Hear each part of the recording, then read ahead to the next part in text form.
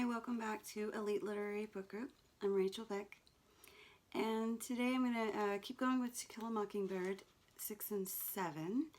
I just read them real quickly, and these two chapters are basically plot driven. And it might be a good time for me to say something about AP and the books that you choose. The problem with choosing more contemporary books is that those books basically are just about plot.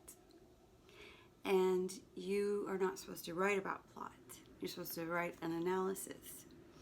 So when something is, even if it's more interesting or whatever the case may be for the argument of expanding the canon on this, I don't think it's to your benefit. Because you actually have a harder time talking about the book. And this happens all the time, and I used to go to a book club. Of course, I would pick classic literature when it's my turn. We always had a lot more to talk about, though, than this other book, and like, oh, wasn't that cute when such and such happened, and oh, wasn't that sad when such and such happened.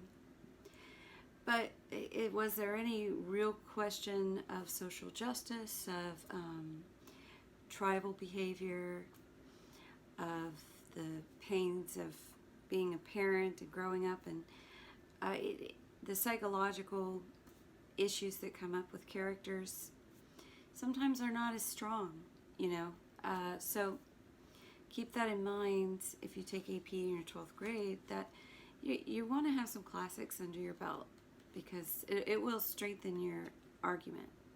Okay, so what you see in chapter 6 is Dill is about to leave again. They have one more episode. They have another episode where they want to go peek into, which is never a wise thing to do, but go peek at Boo Radley, see if they can't get a good look at him. And this is, it's kind of like a little bit of an obsession, really, at this point. It's something that sort of builds in their mind, and it's for Dill and Jim, it's like they're proving their manhood. It's that risky behavior, and you see why it's dangerous, because Mr. Radley doesn't know. He thinks someone is in the yard, and he shoots his gun, and this of course scares them. In the process of all this, Jim gets his pants caught up, and then he loses them. I'm assuming he had some sort of boxers. I'm not sure what they wore back then, but he had shorts on underneath. And they run out. Everybody runs out, and because the gunshot scares the neighborhood, and he doesn't even know he doesn't have his pants on at this point. So Atticus says, "Where's your pants?" And Jim, of course, isn't as good at lying as Dill, so Dill steps in and says, "I won them. We were playing strip poker," which was, to them, she makes some comment when Atticus asked, "With cards?" And Jim says, "No, with matches." And she said, "I admired my brother, because matches are dangerous, but cards are deadly. You don't play cards." And so, you see even Atticus has a little bit of his conditioning of traditional beliefs and so forth, that this is wrong. You don't do that.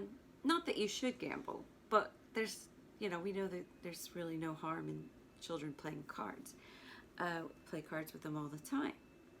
But that just kind of shows you just how strict people were. It's this idea that this is evil or bad things are going to come to it. You do this, then you start doing that, and then it's a gateway to, going to Vegas and losing all your money, and then becoming a drug addict.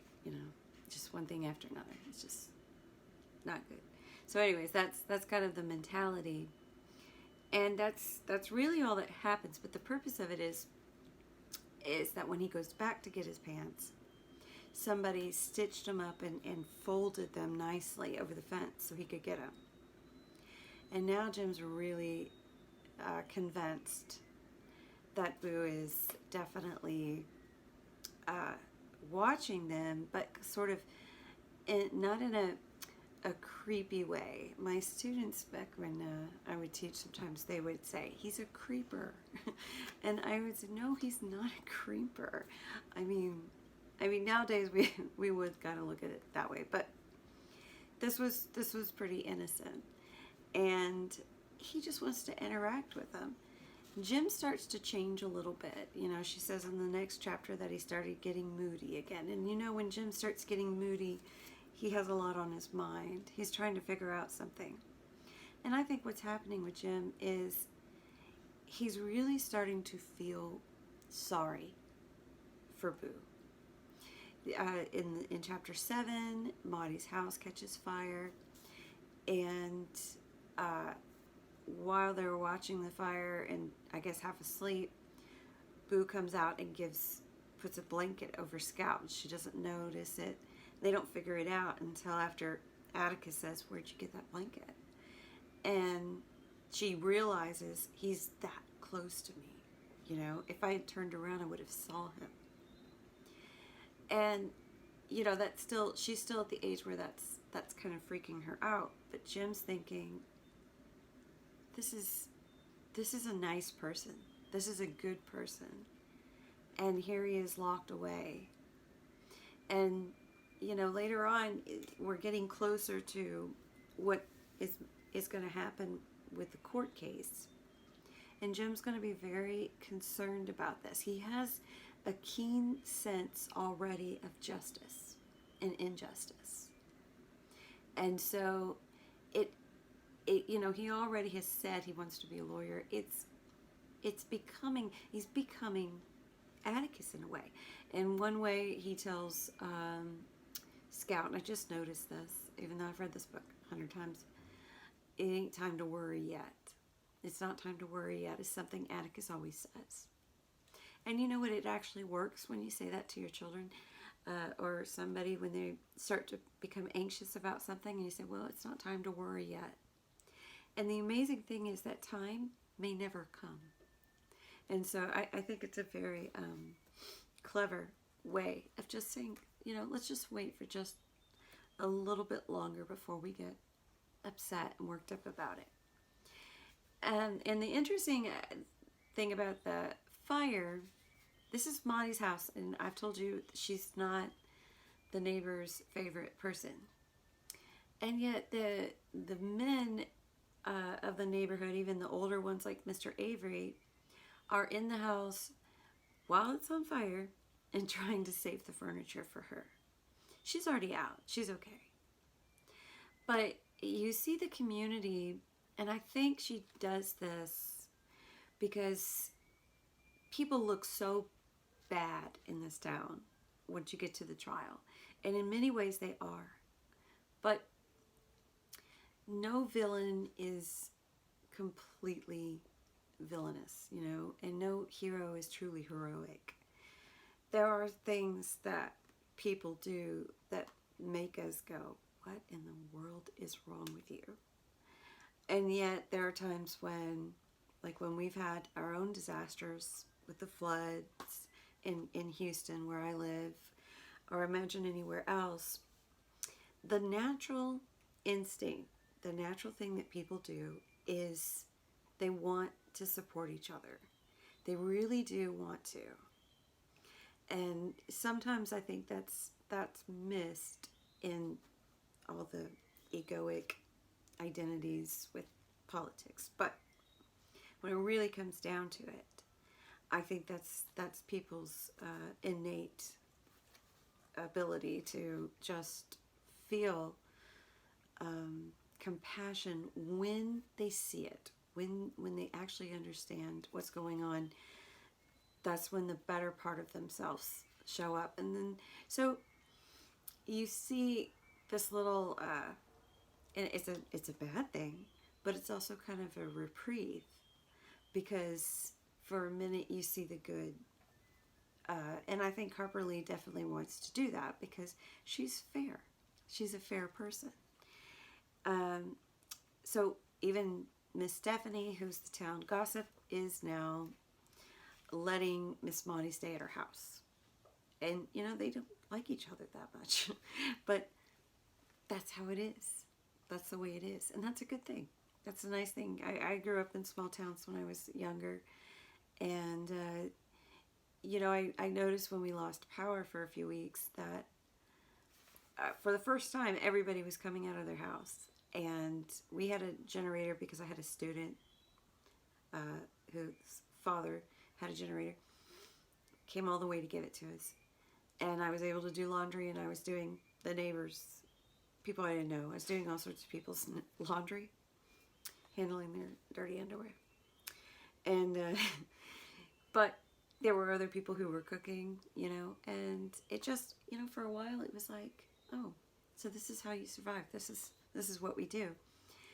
Then when everything went back on, everybody went right back into their homes and, you know, disappeared into their lives, and we never hung out again. You know, that was that. So there you have it. There's the community scene. That's the purpose of the scene. And then in chapter 8 says, for reasons unfathomable to most experienced prophets in Macomb County, autumn turned to winter that year. And what she's leading up to is that it snowed. And if you live in the South, you know how exciting this can be. I mean, it snowed here in Texas not too long ago. Of course, we didn't have any power again. Couldn't handle it. But it was great. It was beautiful. And it did, you know, it kind of freaks her out. She's never seen anything like this. She calls it like the apparition of nature or something like that. Something clever like that. So, anyways, they build a snowman. It looks like Mr. Avery. Of course, they're making fun of Mr. Avery, and then after that, they're hoping Mr. Avery gets out of the house okay because, you know, the fire starts later after the scene. So right there in one chapter, you can see the shifting of perspectives by people's circumstances. And that's, you know, sort of like the theme of getting into someone else's skin for a while and walking around. What would, you know, how would you feel if your house was on fire? And the amazing thing is Maudie is totally okay about it. She's actually kind of glad. She's probably has some kind of insurance. Of course, the kids wouldn't really understand that, but she didn't like the house to begin with. It was too big for her, and she wants to make more room for her yard. Oh, sorry, it's my dog. So that's basically 3 chapters. Not a whole lot to talk about, again, because it is mainly going through some plot. So I'll get more in depth in the other chapters after this. All right. Thanks for watching.